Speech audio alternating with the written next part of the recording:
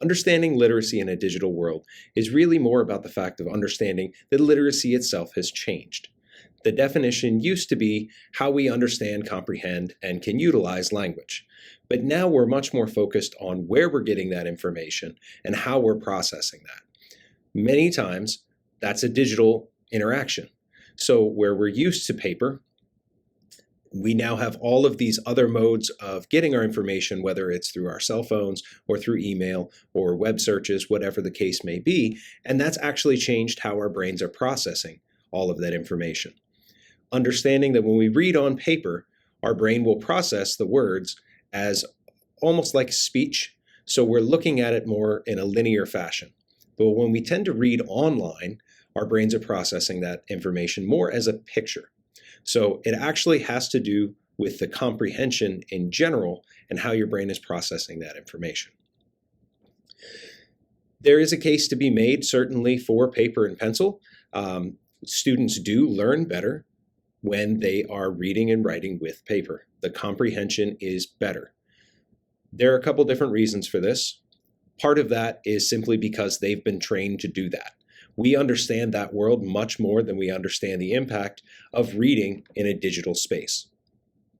So as we train students moving forward, their comprehension skills will increase if we do it correctly as they adapt to this new medium. Reading on paper is more of an interactive experience, so it engages your senses more. You have less scrolling, so it's a stable image for your brain to process. So you're reading from top to bottom, left to right. You understand this very well.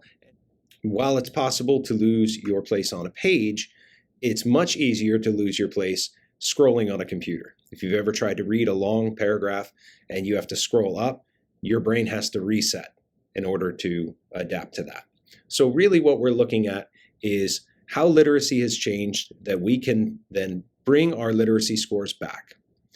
We are approaching a crisis in education right now where reading comprehension has gone backwards, and we've lost, in some cases, decades of progress with our scores and our fluency. So there are a couple key aspects to teaching reading comprehension in a digital space. So the first is going to be limit distractions. I know that that's very difficult to do in a shared cyberspace, but I'm going to give you some tips here to try to help out with that.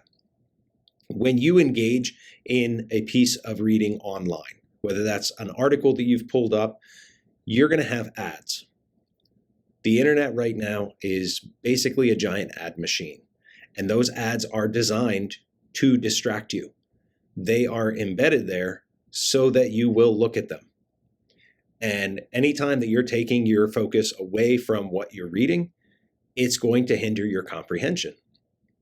I know for me, when I'm reading a book, I have to get in, I have to go at least for a chapter. I want to understand one complete piece of something.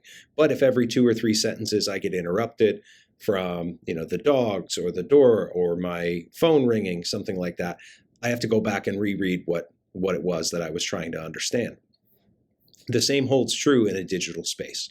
So anytime you can get rid of ads, part of that can come from embedding your content and removing all ads, or maybe saving a clean copy like a PDF and giving that to your students so that they understand it. One way to combat this is to install a reading extension. In Google Chrome, for example, there is an extension that is a reader. You also have an immersive reader if you have your students that prefer to learn in a way where something is read to them that they can read along. So they learn by hearing as well as seeing. But what a reader does is it will take any particular article or thing that you're doing, and it will remove all distracting content. So all ads go away.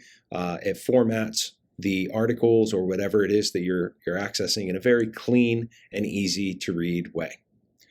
To install one of these, simply go up to the top where it says Chrome, and then you're going to go to Settings, and under your settings you want to scroll all the way down to Accessibility. Here you can find access to the web store, which is right at the bottom of the list right here. When you open up the Chrome web store, you're given a lot of options of different readers and accessibility things that you could install on your computer. we're going to come up to the top and we're going to search for readers. We're looking for a screen reader, basically. My suggestion would be this one right here. When I select that, it will give me the opportunity to install it. Now I want to go up to the top right under my reader view and add to Chrome. Once I've added this, it's now an option under the extensions up at the top right next to the favorite star here. And if I go down to that particular option, I can pin it to the top. So go ahead and click that pin right there. And now you'll see it's available right up here anytime I want to use it. So if I go to a website, and let's try this out, I'll go to the Nobel Prize. When I select this, you can see it removes all distractions and gives me a lot of accessibility options to help me focus. Once I get rid of the top pieces here, of course. Off to the left, I can add notes, I can annotate, I can highlight, I can remove pictures or add pictures. I have a lot of different options. I can change the text so that it's more readable, whether it needs to be visible or larger. I can also have it read to me in this instance. So if you're a student that is struggling and you prefer to listen while something else is read to you, and you can read along with it. So you have a lot of options with something like this that can help you focus in your reading. So as we're limiting our distractions, we do want to interact more with our text. So using interactions and close reading. On paper, we've trained this for years. You give students sticky notes, or you give them a pencil and you have them highlight things, underline them, circle them, find me the vocabulary words, whatever your particular brand of teaching may be. And students do very well with this. And there's a reason, because it works.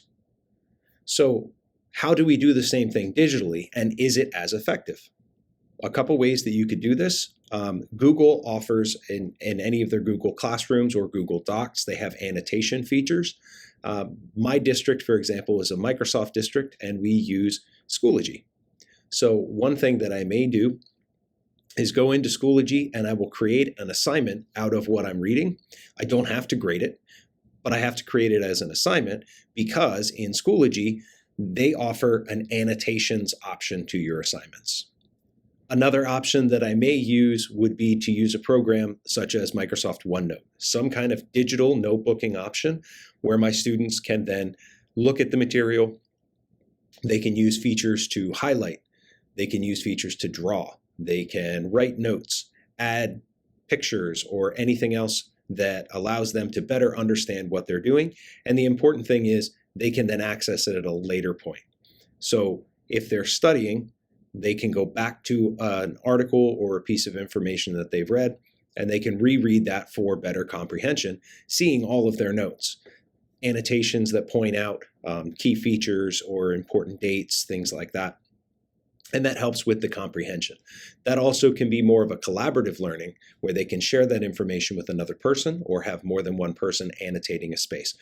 But I would really, really caution against this, because until we get comfortable learning in this space, we do need to focus our students as much as possible when they're reading. There's opportunities for collaboration definitely coming up. The next thing we want to do is plan for your purpose. If you're reading a novel, I don't recommend reading it online. Online reading is great for news articles, for short stories, for 3 to 4 paragraph bits of information. But if you're reading something larger or you're doing significant research, you understand that comprehension is better in print. So utilize print. If you have an opportunity, provide students with print copies of what they're reading. If they prefer to learn digitally, then allow them to do that. But if print works and you have the opportunity, there is nothing that says you cannot use a paper pencil kind of approach. The only thing I will say is I do hear from people, well, let's just get rid of digital reading. That's not a thing that we need to do anymore. Let's go right back to paper pencil and we just won't learn it. That's not really an option for us or our students. Everything that we are doing to apply for jobs, to apply for universities, learning through universities, applying for government assistance and loans from banks. All of that, including the news that our students and us are getting every day, is in a digital format. There are probably not many people who are watching this video that still get a paper delivered to their house. We're reading it on our phones, and we're not very good at digital comprehension either. So that's a big issue that we're approaching, that we can't just ignore the fact that our literacy scores are dropping because of bringing in this digital learning. We have to learn to adapt, and we have to adjust the way that we are teaching to the environment that our students are living in. So the other option being, paper is getting increasingly expensive, and by the time you could create it, print it, distribute it, and get it passed out to your students, it's usually outdated at this point.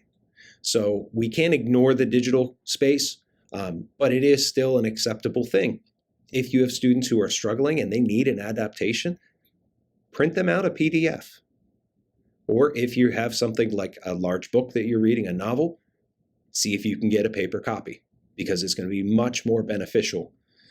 You may also then want to integrate small assignments that are digital so that they can learn to exist and comprehend in both spaces. And that will help their brains kind of make the transition to bringing those two ideas together. Next, we want to provide summaries and context. That does not mean that every paragraph that you read, you need to summarize. You may only want to summarize at the very end. But context, when we add it into what we're reading, can be as simple as pictures, or perhaps we'll have highlighted vocabulary words that students can then click on, that the word is then defined for them. Immersive Reader is a great opportunity to use with this. So when students come across a word that they don't know, teach them to click on it and look it up. Oftentimes, depending on the programs or the browser that you're working in, if you have highlighted something, you have an option immediately to define. So that kind of interaction helps our students focus more into the text that they're reading. At the end, let's do some summaries. So once they're done reading, ask them to write a 2-sentence, 3-sentence summary. What are 3 key ideas that you think are important in what you just read? And that encourages them to go back into that digital space, if they don't immediately have that information at the top of their mind, to go back in and look, where is that information? We do this on paper pencil all the time. We get a comprehension question, and then I teach my students, go back and find where that is in the text. Circle it, underline it, highlight it, whatever it is, so that when you're writing your response or you're coming up with your overall impression of what you just read, you have the key points already listed there, and you can refer back to them. Other context that we may want to add comes in the form of pictures. So adding pictures to what we're reading can really help students understand or get a better image in their mind of what it is that they're trying to get out of this piece of writing. I would be cautious to not add too many pictures because, again, one of the first things we talked about is we want to limit our distractions. There are some people who say add video. That's one of the great things about digital print, is you can add a video that goes along with what you're reading. That is true, but it's also a major distraction. Anytime that a video is presented, you're going to want to watch that video and you've completely forgot about what you're reading over here. So I would shy away from video, but adding 1 or 2 pictures may not be a bad idea, depending on the needs of your students. Finally, encourage them to interact with the text. What I mean by that is we've talked about close reading and annotation, but when they're finished, have them do something that encourages their understanding and their shaping on a personal level of what they just learned. For example, maybe you're reading Shakespeare's A Midsummer Night's Dream. It's a wonderful story, but it can be very difficult for students to understand. So take a paragraph or a page and have them rewrite that in their own words, in a language that makes sense to them, modernized, can use slang, whatever it may be, and then have them act it out. Because that's encouraging them, again, to go back and dig deeper into that comprehension. Basically, the more they're going to practice good digital comprehension, the better they're going to get at it.